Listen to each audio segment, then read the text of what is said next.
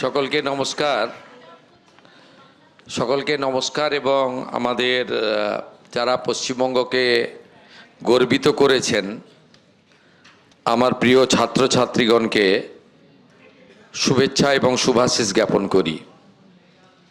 দেখুন, আমাদের এই নবনির্বাচিত নবগঠিত নবদায়িত্বপ্রাপ্ত সরকারের আজকে কার্যত একটি প্রথম কর্মসূচি, প্রকাশ্য কর্মসূচি, যে কর্মসূচিটাতে আমরা আমাদের এই মহান পশ্চিমবঙ্গের এই 2026 শিক্ষাবর্ষে সদ্য প্রকাশিত বিভিন্ন বোর্ডের যে আমাদের ফলাফল, তাতে যারা রাজ্যের এবং শিক্ষাঙ্গনের মুখ উজ্জ্বল করেছেন তাদেরকে শুভেচ্ছা দেওয়ার মধ্য দিয়ে আমরা এই কর্মসূচি সূচনা করতে পেরে অত্যন্ত প্রীত, আনন্দিত এবং গর্বিত।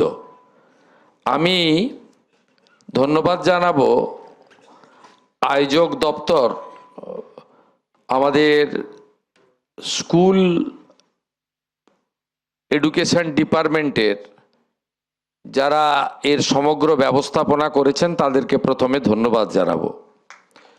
আমাদের মঞ্চে উপবিষ্ট আছেন, আপনারা তার বক্তব্য শুনেছেন, অতি সংক্ষেপে তিনি খুব একটি উচ্চমানের বক্তব্য তিনি রেখেছেন। তিনি এই রাজ্যের একজন অত্যন্ত দায়িত্বশীল একজন ব্যক্তিত্ব, বাঙালি সংস্কৃতির যিনি এগিয়ে নিয়ে যাওয়ার একজন পুরোধা, রাজ্যসভার মাননীয় সাংসদ আমার অগ্রজ শ্রমিক ভট্টাচার্য মহোদয়, যিনি তার বক্তৃতার মধ্য দিয়ে আমাদের আগামী প্রজন্মের যারা নেতৃত্ব দেবেন সমাজের, তাদেরকে উৎসাহিত করেছেন এবং ভারতের অতীত, বাংলার ঐতিহ্যের অনেকগুলি কথা ধরেছেন। তাকে বিশেষভাবে আমি কৃতজ্ঞতা জানাই। আমাদের অনেক অধ্যাপক শিক্ষক বিধায়কবৃন্দ এসেছেন, আমার কলিগ, তাদেরকে আমি ধন্যবাদ জানাচ্ছি।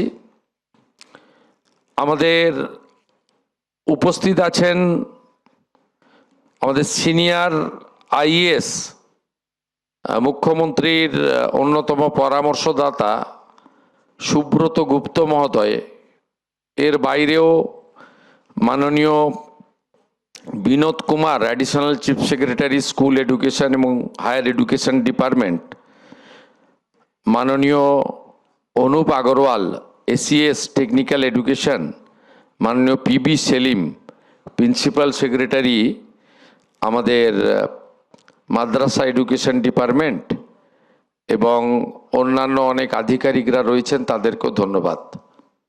আমি কতগুলো কাজের কথা আপনাদের কাছে বলি। প্রথমেই তো আপনারা সবাই অংশগ্রহণ করেছেন, অভিভাবকরা অনেকে এসেছেন, আমার আচার্যগণ এসেছেন, বিভিন্ন বিদ্যালয় থেকে সংবাদ মাধ্যমের প্রতিনিধিরাও এসেছেন, সকলকে স্বাগত। এবিপি আনন্দ, এগিয়ে থাকে, এগিয়ে রাখে।